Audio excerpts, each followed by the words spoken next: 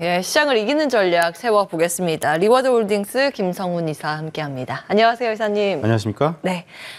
9월 소외된 그 마음을 10월부터 시장이 좀 달래주는 그런 모습이 우리 시장에 연출되고 있습니다. 제가 순간 그 본심이 튀어나올 뻔했어요. 9월 폭망 이러려다가. 네. 많이 돌려 올라가고 있습니다. 그리고 의미 있는 저항대를 어제 뚫고 올라갔다는 이제 기술적 분석이 굉장히 많아요. 그래서 여기에서 안착을 하고 더 갈 수 있을까 굉장히 궁금합니다. 내일 옵션 만기일이라서 괜찮을까 좀 걱정도 되고. 시장 어떻게 보세요? 네, 그동안 이 시간을 통해서 시장이 좀 어렵더라도 좀 잘 버텨주시는 것이 나을 것 같다라는 말씀을 계속 드리고 있습니다. 예. 그리고 나서 어떤 매크로 단에서 조금씩 변화의 흐름이 나타나는 것 같습니다.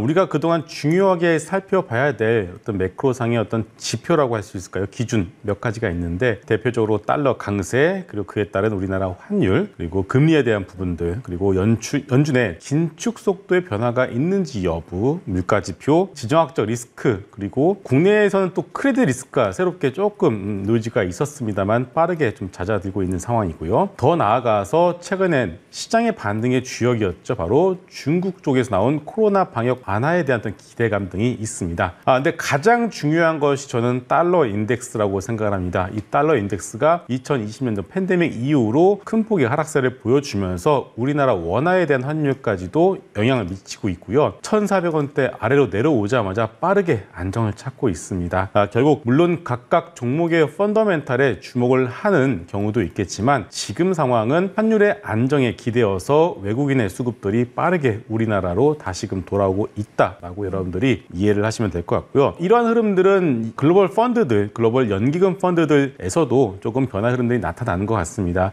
중국 비중을 줄이면서 그 반사 수혜를 인도와 우리나라가 받고 있는 상황이죠. 결국 한국물을 다시 사야 된다고 한다면은 당연히 삼성전자를 중심으로 시가총액 상위 대형주들, 특히나 이 대형주들의 경우에는 시클리컬 업종이 대표적인 예라고 할 수 있겠는데요. 주가는 정말 많이 떨어졌는데 TBR 밴드, 퍼밴드를 봤을 때는 정말 싼 구간에 이미 진입을 해 있었기 때문에 최근에 어떤 시클리컬 업종의 반등 역시도 이러한 어떤 외국인 수급의 어떤 힘에 기대어서 올라가고 있다. 이렇게 보시면 될 것 같고 전반적으로 이제 연말까지는 여러분들 좀 편안하게 올 1월부터 10월까지 정말 힘들지 않았겠습니까? 그래도 11월과 12월, 12월 FOMC 중순까지는 좀 편안하게 시장을 볼 수 있지 않을까 싶습니다. 조금 더 편안한 장세가 이어질 것이다 이 말씀 주셨고 딱 키워드 하나가 제 귀에 박혔습니다. 시클리컬. 네. 미증시에서도 나스닥보다 지금 다우지수 상승률이 압도적으로 높거든요. 그 배경이 정유, 화학, 건설기계, 시클리컬 이런 것들인데 우리 시장에서도 미증시만큼의 탄력도는 아닙니다만 그래도 최근 들어서 고개를 내밀고 있는 섹터이기 때문에 강세 배경을 어떻게 분석하시는지 또 투자 의견 어떠신지 궁금합니다. 어떤 시클리컬의 강세 배경은 여러 가지가 있을 수 있겠지만 가장 큰 재료는 많이 떨어졌다입니다. 진짜 낙폭이 과대했던 것만큼 좋은 재료도 없는 것 같습니다. 이제 그런 상황에서 업황이 시클리컬 업황이 이제는 좀 바닥을 쳤다라는 인식이 하나둘씩 나타나고 있습니다. 삼성전자도 어떻게 보면 큰 그림에서 시클리컬 경기 민감주라고 봐야 되겠죠. 삼성전자가 2분기 앞서서 반도체 업황 2분기 앞서서 바닥을 찍고 현재 강하게 올라가고 있고요. 그리고 뭐 석유, 화학 같은 종목도 역시도 올해 4분기를 저점으로 업황이 돌아설 거라는 기대감을 회사 측의 어떤 실적 발표 컨퍼런스 콜에서도 발견을 할 수가 있었습니다. 또 더해서 저는 이제 내년 시장의 키워드, 빠르게는 올 4분기부터 내년 시장의 키워드는 이 B2C도 아닌 B2B도 아닌 B2G가 될 것 같습니다. 다시 말해서 정부가 재정 지출을 통해서 대규모 토목 공사라든가 아니면은 여러 가지 경기 부양을 위한 인프라 투자를 정부가 본격적으로 하는 과정에서 수혜를 입을 업종들이 우리나라에 상당히 많고요. 대표적으로 뭐 반도체도 마찬가지겠지만 시클리컬 업종이 그 중심에 있을 것 같습니다. 자, 결국은 지금 개인도 돈이 없는 상황이고요. 기업들도 현재 경기 침체에 어떤 대비를 하면서 빠르게 어떤 투자를 좀 줄이고 있는 상황이죠. 그렇기 때문에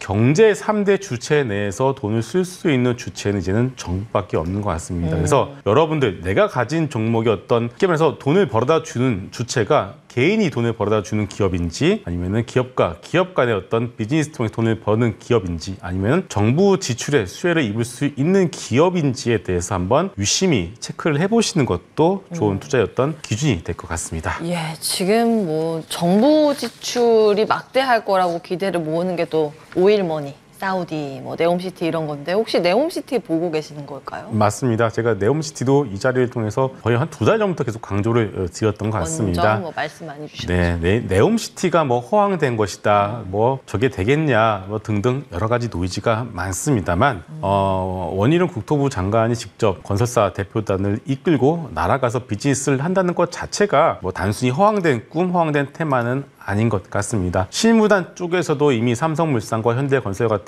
기업들의 직원들이 이미 현지에서 일을 하고 있는 상황이죠. 더 나아가서 이제 전 세계가 내년부터는 아마 토목공사였던 장이 될 것 같습니다. 네옴시티도 마찬가지고요. 그리고 중국도 경기 침체를 이겨내기 위해서 대규모 인프라 투자를 아마 계획을 할 것으로 보여지고 있습니다.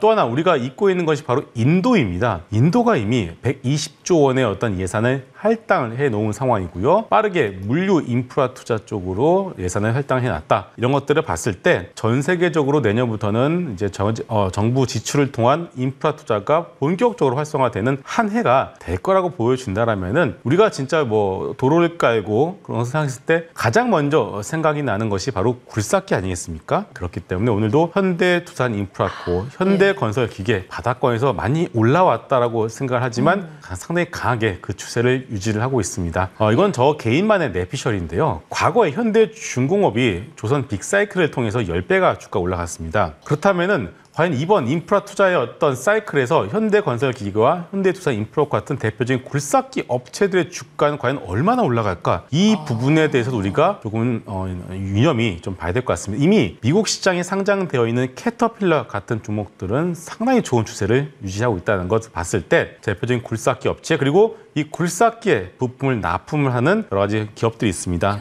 그렇죠. 두산마켓이죠. 예.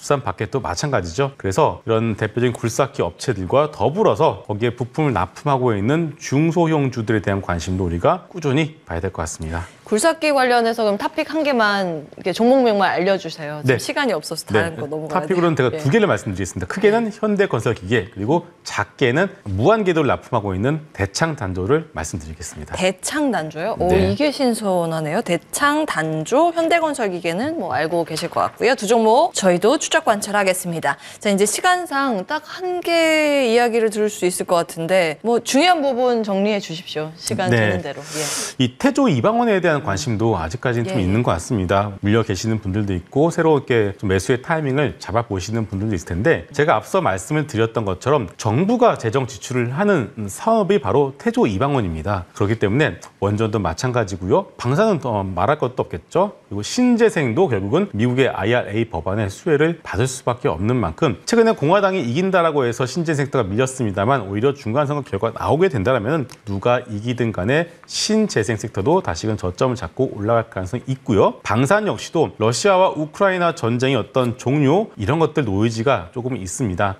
쉬어갈 수는 있겠지만 방산 역시도 이미 유럽의 대부분 국가들이 GDP의 1에서 1.5%를 추가적으로 방산 예산으로 할당을 해놓은 만큼 지금의 어떤 신냉전 시대가 러우 전쟁이 종료가 된다라고 해서 빠르게 바뀔 것은 아닌 것 같습니다. 더 나아가서 중국과 대만의 어떤 갈등 역시도 있는 만큼 지금의 어떤 방산주들의 경우에는 주가의 눌림목을 이용해서 조금 이제부터는 모멘텀 플레이가 아니라 장기적인 관점으로 모아가 보시는 것도 좋을 것 같습니다. 종목을 주신다면? 네. 종목이 가장 방산은 모두 다 알고 있습니다. 방산 사형제라고 할 수 있겠죠. LIG 넥스원, 한국항공우주, 하나에어로스페이스, 이렇게 현대로템까지 4개의 종목을 바스켓으로 담아서 맞아요. 가져가 보시면 좋을 것 같습니다. 그중에서 좀 밸류 메이트가 있는 종목 같은 경우는 하나에어로스페이스가 그나마 좀 나을 것 같습니다. 예.